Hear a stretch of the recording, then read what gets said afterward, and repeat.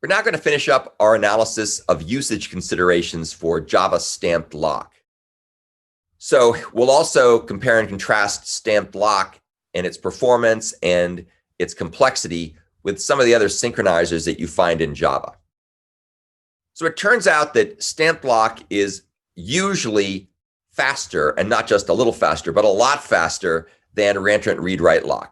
So if you take a look at the article that's at the bottom of this page, if you look at click on the link in the slides, you'll see that someone has done some performance analysis comparing StampedLock's performance against ReentrantReadWriteLock, against synchronized statements or synchronized methods, as well as with optimistic locks, which are basically the use of optimistic stamped locks. And we'll take a look at each of these things in turn.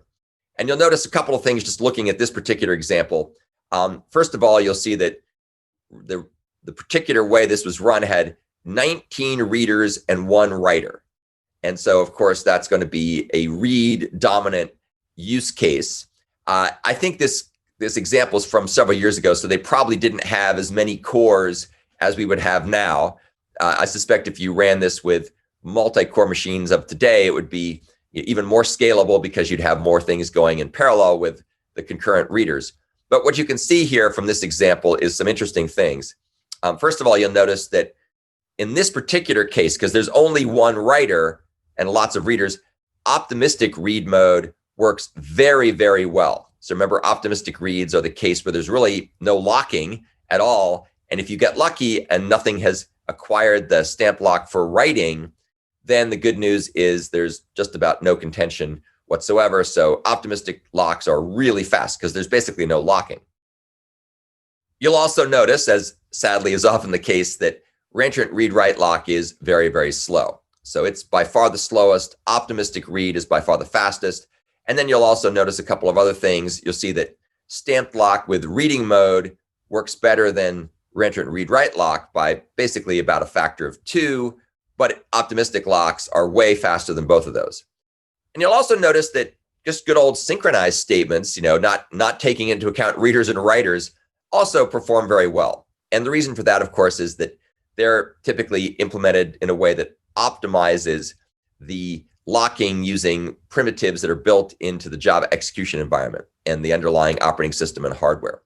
But optimistic reads are by far the fastest because there's just no locking at all. Of course, your mileage may vary, so it's not always the case that you'll have performance like this. And so you have to think carefully about the context and the example that you're doing. So here, for instance, just to show you another performance test is a use case where we have 10 readers and 10 writers. So it's a more balanced mix of readers and writers. So of course, you would start to expect more contention in this case. So let's take a look and see what happens here. So once again, optimistic read mode works pretty well. It certainly works better than the ReentrantReadWriteLock. However, when there's more contention, you typically end up having to invalidate. You don't get a validate stamp back, or validate doesn't work because something has changed. And so as a result, you have to typically fall back to the read lock mode, or reading mode as it were, with stamp lock, or you may just spin a few extra times. So you'll see that optimistic locking isn't quite as good in this context. ReentrantReadWriteLock, as usual, is just slow as a snail or slow as molasses in January. So once again, kind of just a bad thing. And then you can see that stamp lock and synchronized statements both do very well. Stamp lock here is obviously in read mode, and synchronized statements are not differentiating between readers and writers. So stamp lock is still faster than synchronized, but it's pretty close. And one reason that stamp lock is a little faster in read mode than synchronized, of course, is number one, it differentiates between readers and writers, so the readers can all go in parallel. But also, unlike synchronized methods and synchronized statements, which are reentrant and therefore have a little bit of extra overhead to implement the reentrancy, stamped lock read mode is non-reentrant. So it's just going to be a little faster, and there's even when you have to lock, then there's no overhead from reentrancy. So it's just a very efficient way to do things. Once again, your mileage may vary, of course. Java StampedLock speedups, however, will really only be fully realized when certain conditions apply. So here are some of those conditions. First of all, you typically need more reads than writes, and ideally lots more reads than writes. So that's what you really want. You want to have lots and lots of reads, because that way you get the benefits of parallel execution. Also, it depends on how long the read and write operations take.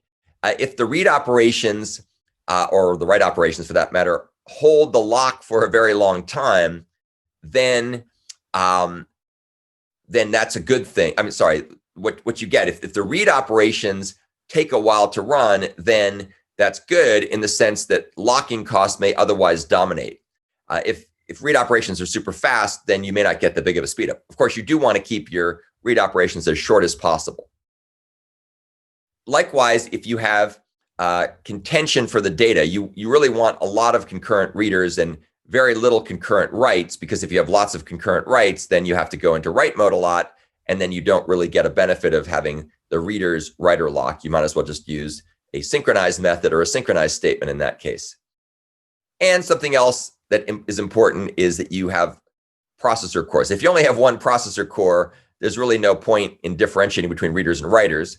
But if you have lots of processor cores, then this makes a big difference, because you can have more read operations going along in parallel, especially if you have a lot more reads than writes.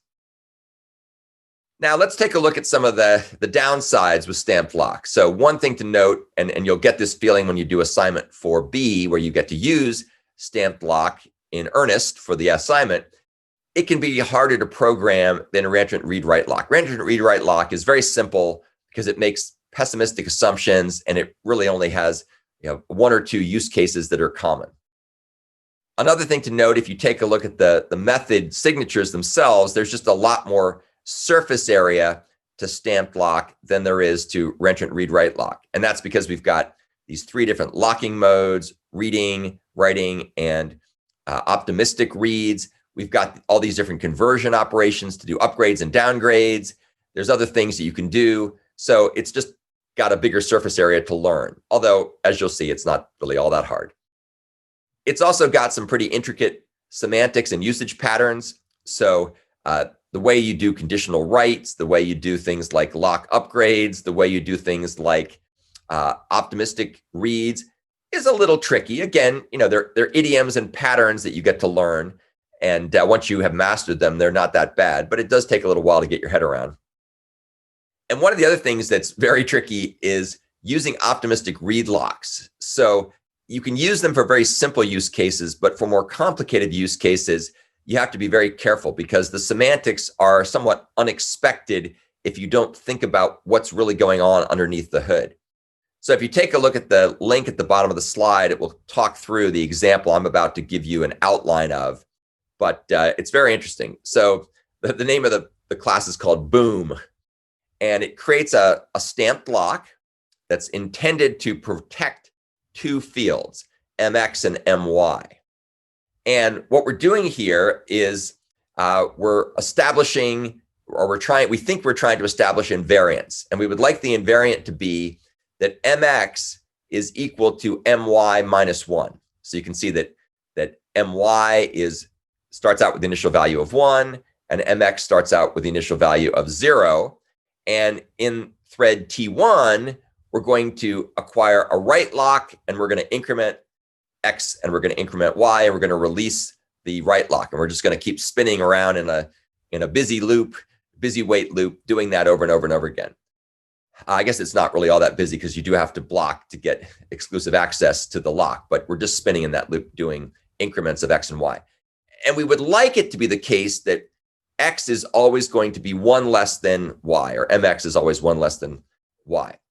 Well, if we used the appropriate synchronizers, like if we used a write lock in thread T2, that would indeed be the case.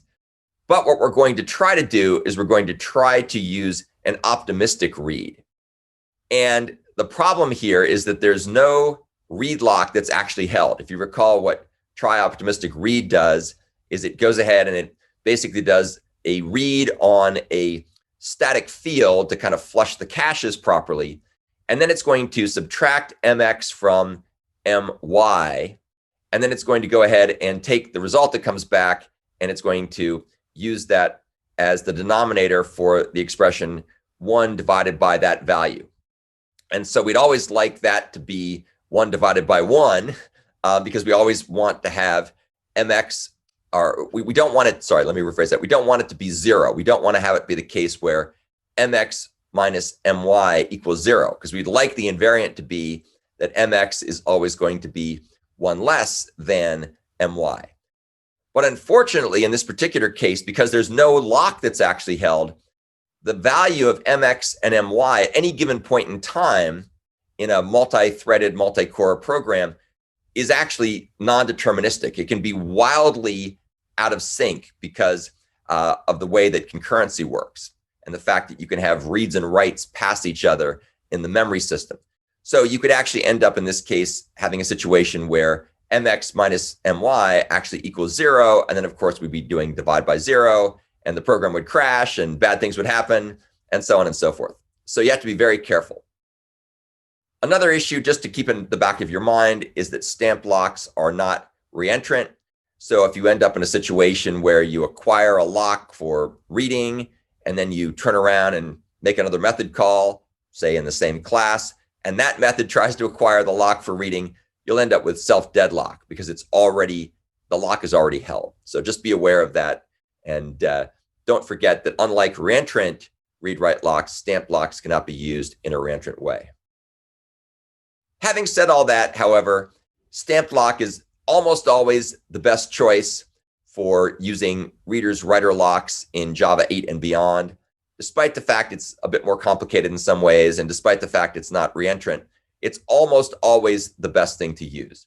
So as I mentioned before, you'll get a chance to play around with this with assignment 4B, and you'll get a chance to try out a number of different idioms as you implement different parts of the acquire and release methods for the Palantir Manager for assignment 4B. So that wraps up our discussion of stamped lock. And at this point, we're done with our discussion of readers writer locks in Java. So hopefully you have a much better understanding of how all these things work in practice.